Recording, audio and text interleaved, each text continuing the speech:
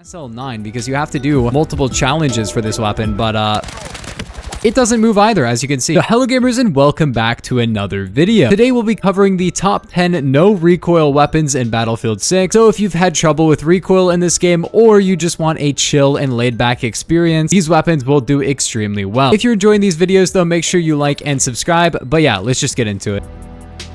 So at number 10, we have a weapon that I think I had to put into this video. But we're also ranking these off of how good of a weapon they are. And okay, that's a tank. There are two tanks over there. Wait, hold on.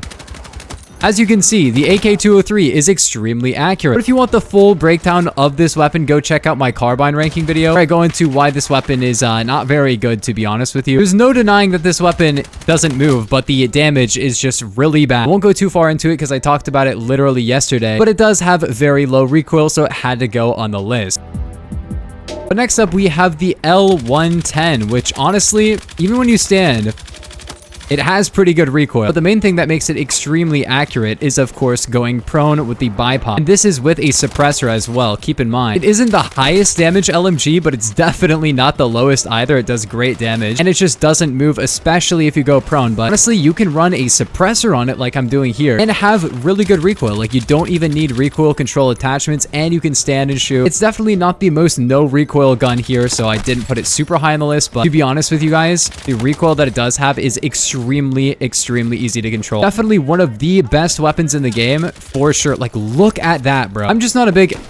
What are you doing? I'm not a big LMG fan, so I don't really use this gun a ton because it feels too much like an LMG. It's very slow, but if you like the LMG playstyle, this is going to be amazing for you. Next up, though, we have a different light machine gun and one of the most hyped weapons in the game right now, the DRS IAR. And I haven't done my LMG ranking video yet, so I don't think I have talked about this weapon before. But to put it simply, this gun is unbelievably good. I think I'll go into it more in a different video. This gun is basically an assault rifle that you can bipod up and use at range, which is really cool. When I saw this weapon got leaked for Battlefield 6, I was like, that's so awesome, because if you didn't know, the US military was adopting a variant of the HK416 as essentially a LMG with 30-round mags, which was a little bit controversial. Having this weapon in the game like this is really cool. It definitely has some handling drawbacks, but the recoil and the range are really good, to be honest with you. But next up at number 7, we have a very underrated weapon, that being the LMR-27. This gun is really interesting because it's basically a battle rifle that's locked to semi-auto is what it feels like. It has some pretty big downsides. First off, the magazine size is only 10, and it's really hard to get an extended mag for it. And also the damage is quite low for a DMR, but it has a really nice rate of fire of 450 if you can click it fast enough, and also it just does not really move very much. If you find yourself using an auto gun and then just tap firing all the time, this gun could be for you because it just feels like you're tap firing a assault rifle, but then you have really good range as well. I do think that it needs a 20-round mag. I don't know why it has a 10-round mag, but I thought this gun was worth mentioning because a lot of people are not actually talking about it. And we are currently all capped. Wow, this is like the worst game of Conquest ever. Next up, though, we have the UMG-40, aka the UMP-40, which, wow, I cannot believe you're not dead. That is the major drawback of this weapon, is that the TTK isn't the best. The funny thing is, it's actually much better TTK than the AK-205. Oh my god. It has better CQC time to kill than the AK-205 and better time to kill at mid and long range, which is so funny. AK-205 does have better muzzle velocity, so I guess that is worth mentioning. I'm not saying this gun is great at range either. Oh. Thank you. Thank you for connecting. We're going back to small maps. It's way less chaotic. The time to kill on this one definitely isn't the best, but that's the recoil. Like, this is without controlling it. With controlling it, it just does not move. And hipfire is not bad either, as you can see. Definitely an acquired taste because, you know, it just doesn't shoot that fast. But if you want low recoil, it's got low recoil. At number 5, though, we have the SOR-556 Mark II. This gun does pretty solid damage, it has pretty solid range, and it has basically no recoil, the main drawback being it just does not shoot fast at all. It has one of the slowest time to kills in the game, but it definitely does not have the slowest because the AK-205 kills much slower. But, still very accurate, you know? It can 4-hit kill to about 20 meters away, and then after that, it's a 5-hit kill to 75 meters, which is nice because the time to kill is extremely consistent, which is really good. You definitely want that from your weapon because a lot of the SMGs and stuff have, you know, time to kill that changes quite a bit depending on the range. That being said, the overall time to kill on this gun is not amazing, to be real with you, but it maintains very good accuracy for a lot of rounds, which is really good. A lot of ARs, if you full auto them, start to lose accuracy extremely quickly. This one does not really do that, which is good. You can shoot like 20 or 30 rounds at range and still be pretty accurate, which is great for taking out multiple targets, you know, very far distances. But of course, it's not going to go super high because even though it's got no recoil, it does not have the best time to kill in the game by any means. If you have a backup shotgun, I guess it could be pretty good. Or if you're good with the revolver, but a lot of the time... Yeah, I see you in the smoke. Wait.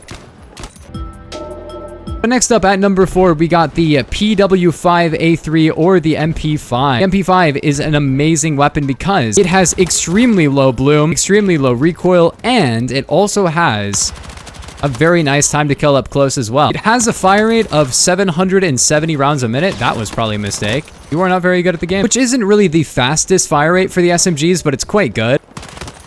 And you can see it's got good hipfire as well. And one thing you'll notice is that the bloom is insanely low. SMGs can, you know, kill people from much further away than it feels like they really should be able to, which is pretty fun. And you can see, I mean, that's without controlling the recoil. There's no recoil in this gun. Like, that's unbelievable, dude. I should probably take off the grip that I have on this gun because it's just got too much recoil control. I could go with like an angled grip and get better like ADS speed and stuff.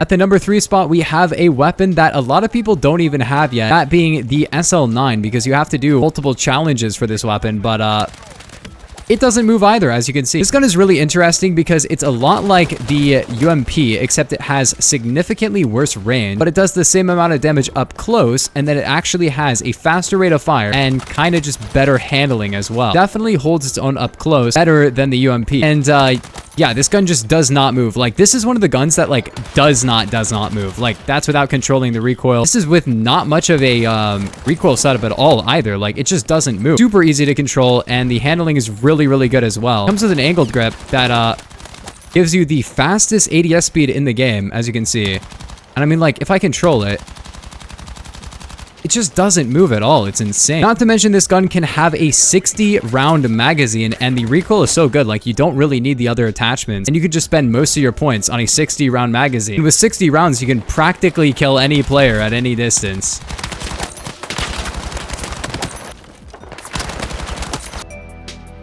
At the number 2 spot, though, we have the PDW7A3. This gun is really good.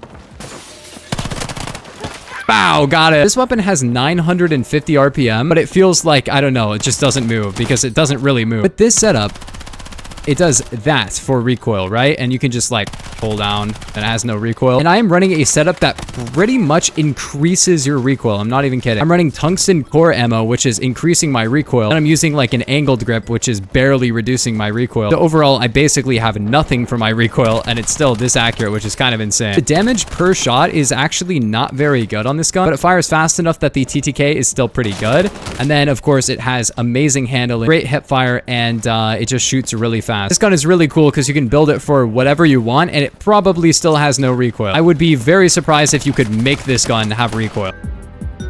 But then last up, we have a weapon that definitely needs attachments to be no recoil. That's the L85A3, which, as you can see, does not really move. Not to mention that this is probably one of the best guns in the game. It doesn't have the most amazing time to kill up close, but it has good range and good damage, which is just great, as you can see. If you're running this weapon, make sure you have like a decent hipfire setup on it because it's not really the best up close, but good hipfire will make up for, you know, its shortcomings up close, or you can just build it for only long range and have, you know, the best long range gun in the game basically. But yeah, if you guys learned something, make sure to like and subscribe for more videos, but I'll see you guys in the next one. Peace. Have a nice day.